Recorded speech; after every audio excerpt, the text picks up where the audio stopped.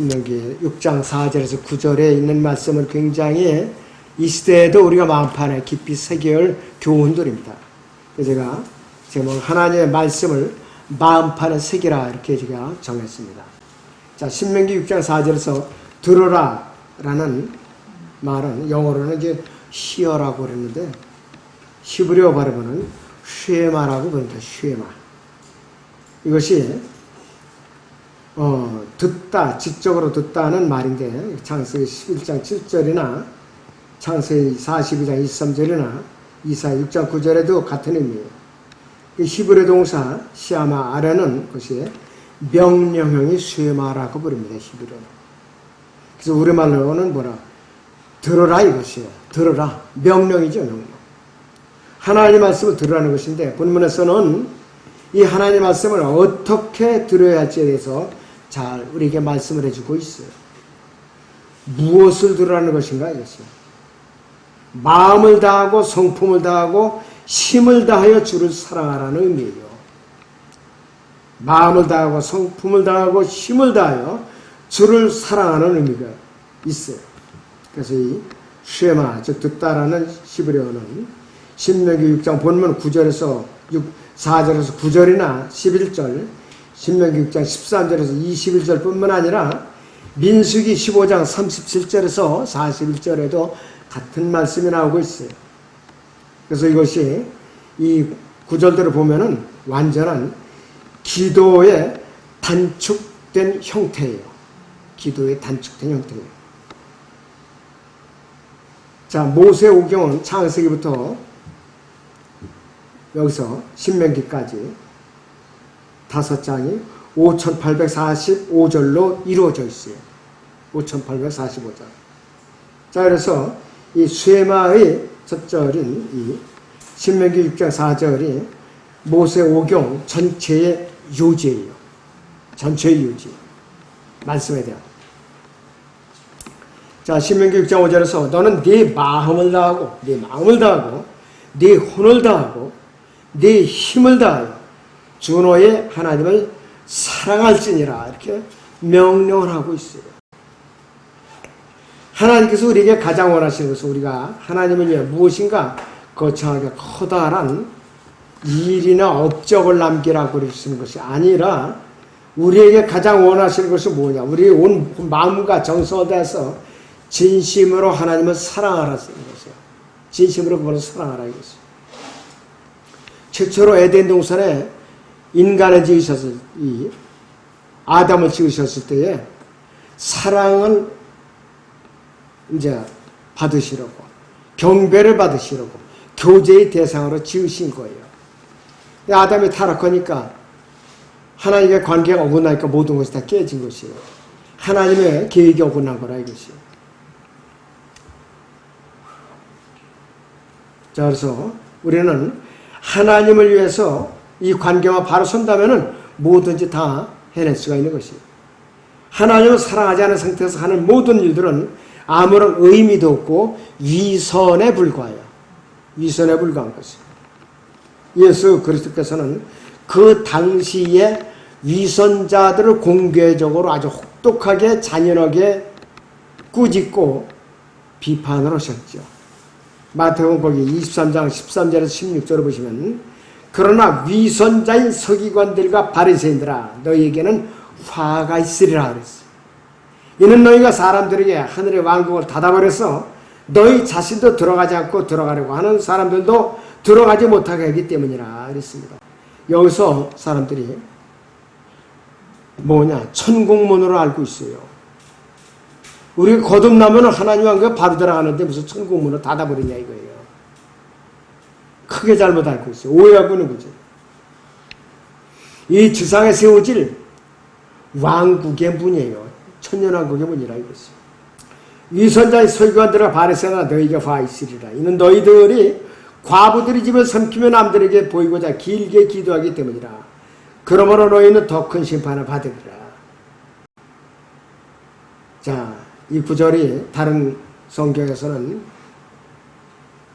빠져있죠? 빠져있어. 15절 보면 위선자의 서기관들과 바리새인들아 너희에게 화 있으리라. 이는 너희가 한 사람의 개종자를 들고 바다와 육지로 들어다니다가 얻고 남의 교를 너희보다 2배나 더 악한 지옥의 자식으로 만들기 때문이라 그랬어요. 너희 눈먼 안내자들아 너희에게 화 있으리라.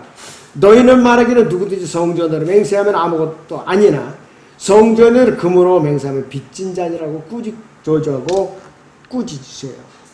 근데 유대인들이 맹세하고 지켰더냐 이거였어요. 안 지켰어요. 그러니까 이들이 바빌론 포로로 끌려갔다가 또 돌아와서는 정신을 못 차리니까 AD 70년에 이 타이터스 장군에서 예루살렘 성전이 아예 불타서 없어진 거예요. 성전 자체를 불태워버리게요. 주님께서. 그래서 우리가 위선을 부리지 않기 위해서는 어떻게 해야 되는가? 어떻게 해야 되는가? 하나님께서 신명기 6장 6절에서 내가 오늘 네게 명령한 이 말씀들을 네 마음속에 두라 그랬어요. 이 말씀들을 네 마음속에 두라 그랬어요. 우리가 하나님을 전혀 사랑하지 않는 상태에서 하나님과 상관없는 일을 한다면 아무 소용이 없어요. 위선을 부리는 사람이 되지 않게 해서는 하나님의 말씀을 우리 마음판에 깊이 새겨야 돼요. 마치 바위에 칼로 글자를 새겨서 아무리 세월이 흘러도 지워지지 않듯이 하나님의 말씀을 우리 마음판에 깊이 새기라는 것이요. 여러분들 안동에는 바위에 시브리어로 도마라는 이름이 새겨져 있어요. 도마가 우리나라 AD 100년경에 다녀갔대요. 복음을 전하러. 인도를 거쳐갖고 중국 대륙을 거쳐갖고. 그래서 여러분들은 믿기지 않는 얘기지만은 로마 교황청 지하에 그 비밀면서에 그 기록이 다 남아있어요. 도마가 다녀왔다고. 자, 하나님의 말씀을 마음판에 깊이 새기기 위해서는 자녀들에게 끊임없이 말씀을 가르치라고 그러는 거예요. 그렇다면 하나님의 말씀 우리의 마음판에 깊이 새기기 위해서는 우리 자신의 그 말씀을 끊임없이 가르치면 되는 거예요. 세상 말로는 세뇌교육이라고 그러죠. 세뇌교육. 우리는 계속해서 우리 자신에게 가르치고 자녀들에게 가르치고 마음판에다 새기는 거예요. 금속 칼로다 바위에다가 뭐를 새기듯이 그렇게 하라 이것이에요. 우리가 쉬지 말고 하나님의 말씀을 읽든지 듣든지 하나님의 말씀이 계속해서 우리 마음에 들어오게 되면은 그 말씀이 마치 바위에 글자가 새기듯이 새겨지게 되고 그럴 때마다 우리 마음속에서 하나님을 사랑하는 마음이 불듯 일어나게 된다 이 뜻이에요. 내 마음편에 새겨질 때에 바로 그때야 비로소 그렇게 된다 이거죠. 같은 맥락에서요. 신명기 6장 8절을 또 같이 보세요. 또 너는 그것들은 네 손에며 표적을 삼고 네 양눈 사이에 표가 되게 할 것이며 이렇게 명령하고 있어요. 이 말씀은 뭐냐? 하나님의 말씀을 목에 메고 미간, 눈썹 사이에 붙이라는 말씀은 어디를 가든지 하나님의 말씀을 모시고 다니라는 거예요. 몸에서 떼어놓지 말라 이게 하나님의 말씀을. 이 말씀은 늘 우리의 마음판에 하나님의 말씀을 간직하고 말씀을 생각하라는 의미예요. 주의 첫날로 부랴부랴 그냥 성경을 먼저 털어가지고 그때서 옆구리에 끼고 오는 것이 아니라 일주일 내내 말씀을 묵상하고 듣고 읽고 암송을 하고 실행에 옮기라는 뜻이에요. 이것이 마음판에 새기라는 의미, 이것이 바로. 그럴 때마다 하나님의 말씀이 우리의 마음판에 잘 박힌 못과 같이 새겨지게 된다 이것이요. 어떤 못은 한번 박히면 잘 안 뽑아지죠? 그 정도로 마음판에 새기라 이거예요. 어떤 못은 벽에 달려건다고 못 거는 걸 그냥 손으로 다 쑥 잡아봐도 그냥 뽑아져요. 그렇게 박으면은 벽만 상하지 아무 소용도 없어요. 우리 마음판에도 뽑아지지 않게, 말씀이 뽑아지지 않게 단단히 새겨놓으라는 것이에요. 자, 신명기 6장 9절에서는 이렇게 말씀해요. 너는 그것들을 네 집 기둥들과 네 대문들에 기록할지니라 이렇게 명령하고 있어요. 하나님 말씀 대문에 붙여놓고 집을 나가고 들어올 때마다 하나님 말씀을 생각하라는 것이죠. 유대인들은 실제로 이스라엘은 그랬어요. 그렇게 했다 이거죠. 아무리 중요한 일이 있어도 하나님의 말씀을 잊어버려서는 안 된다는 의미예요. 안 된다는 의미예요. 그래서 우리에게 주어진 환경에서 최선을 다해서 말씀을 읽고 들어야 된다는 소리예요. 우리의 마음판에 항상 기록된 하나님의 말씀이 거하게 되면 그 말씀이 우리의 생각과 우리의 말과 행동을 정확하게 이끌어 나간다는 뜻이에요. 그렇게 되면은 우리의 마음에 하나님을 향한 사랑이, 그 열정이 불같이 뜨겁게 타오르지 않을 수가 없더라, 이것이요. 하나님께서는 그러한 우리를 기뻐하신다. 그러한 우리를 기뻐하시고 우리와 함께 하시고 우리를 통해서 하나님께서 이 일을 적극적으로 해나가신다는 뜻이에요. 적극적으로 해나가신다는 뜻이에요.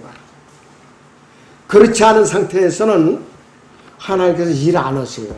여러분 각자를 도와서 하실 일이 없어요. 왜? 준비가 안 됐기 때문에. 우리 모두가 그렇게 하나님의 말씀의 사람으로 점점 변화될 수 있도록 힘써야 되는 것이죠. 이런 각자의 몫이에요. 각자의 의무와 책임입니다. 한 사람의 미래는 그가 보고 들은 것에 의해서 결정이 되는 것이에요. 마찬가지로 여러분들도 기록된 하나님의 말씀을 읽고 묵상하고 또 이렇게 외쳐대면서 마음판에다가 깊이 새길 때에 어떻게 되느냐? 하나님께서 그 사람을 쓰시고자 하는, 용도별을 쓰시고자 하는 그 마음의 결정이 되시는 거예요. 네, 이 아무개는 어떤 용도로 써야겠다. 어느 자매는 어떤 용도로 써야겠다. 어느 형제는 어떤 용도로 써야겠다. 그분의 마음에 결정을 하시도록 나름대로 맡기는 것이 마음판의 말씀을 새기는 것이에요. 그래서 사람들이 마음판의 말씀을 전혀 새기지를 않아요.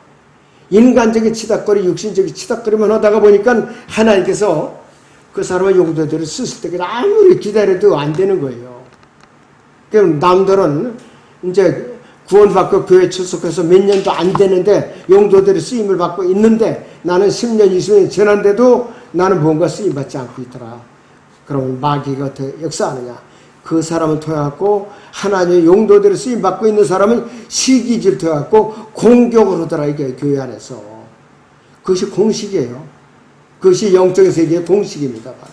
그래서 여러분들이 기왕이면 마음판의 말씀에 새겨져갖고 하나님의 일꾼으로 용도대로 쓰임받도록 여러분들이 부지런히 움직이셔야죠. 마귀의 용도대로 쓰임받으면 안 돼요. 그건 큰일 나는 것입니다, 여러분들. 그래서 우리는 한 사람의 미래는 그가 보고 들은 것을 결정이 된다고 그랬는데 우리는 기록된 말씀을 보고 듣고 마음판에 새기고 준비된 것에 의해서 여러분들이 미래가 결정이 된다고 그랬어요. 어느 지역에 선교사를 파송할 것인지, 어느 지역에 목자를 쓸 것인지, 어느 교회 이제 집사로 쓰임받을 것인지, 또 어느 교회 캔케라교회 폐위자매나 두아테라 성의 루디아 연과 같이 그런 성도들을 보살피고 또 이렇게 이제 또 돌보고 필요를 공급해주는 그러한 일꾼으로 발견될 것인지는 하나님께서 용도대로 쓰시는 거예요. 여러분들이 일률적으로 쓰임받을 수가 없어요. 일률적으로. 고린도 교회 성도들에게도 사도 바울이 그랬죠. 은사들을 자랑하고 시기 질투하니까 만약에 눈이 없다면 보는 것은 어디이며 귀가 없다면 듣는 것이 어디냐 이렇게 책망을 했어요. 다 머리가 되려고 이렇게 애를 쓰다 보니까 은사 경쟁이 일어났다는 것이에요. 이것도 잘못된 것이에요. 그렇다고 또 이렇게 은사를 주셨는데도 불구하고 개발을 하지 않고 가만히 있다면 그것도 주님 앞에 죄를 지는 거라 이것이에요. 자, 그래서 만약 우리가 신명기 6장의 본문에 기록된 말씀처럼 끊임없이 말씀을 읽고 듣고 암송하고 묵상하고 일을 할 때나 길을 걸어갈 때나 누구와 대화 중에나 또 잠자리에 누웠을 때나 마음판에 하나님의 말씀을 거하게 한다면, 새겨지게 한다면은 우리는 하나님의 말씀과 함께 하나님의 사람이 될 것이고 그 놀라운 효과가 우리를 통해서 우리가 하는 모든 일을 통해서 하나님의 역사가 나타나게 돼 있어요. 우리는 우리의 능력 이상의 일을 할 수가 있어요. 하나님의 말씀을 통해서. 그러면서 우리의 마음에 하나님께 부어주시는 평안함과 충만한 자신감으로 드러나게 돼 있다 이것이에요, 여러분들. 자, 그렇기 때문에 우리는 과연 내가 지금까지 여러분들이 이렇게 해오지 못했을지라도 지금부터 하면 돼요, 또. 여러분들 시작이 반이라는 말은 우연한 말이 아니에요. 그것도 성경에서 나온 거예요. 그것도. 자, 오늘 이 순간부터 그렇게 하면 되는 것이에요, 여러분들이. 그래갖고 오늘부터라도, 오늘 이제 예배 끝나고 집에 돌아와서라도 읽고, 묵상하고, 또 이제 공부하고, 적용하고, 실행에 옮기면서 내 마음판에서 지워지지 않도록 애쓰면은 주님께서 점진적으로 주님의 용도로서 여러분들을 빚어주시는 거예요. 그러면은 주님의 용도에 따라서 지역교 안에서 용도에 따라서 은사별로 여러분들 빚어서 쓰시는 거예요. 여러분들은 그걸 마음속에 확신하시기 바랍니다. 기도하겠습니다.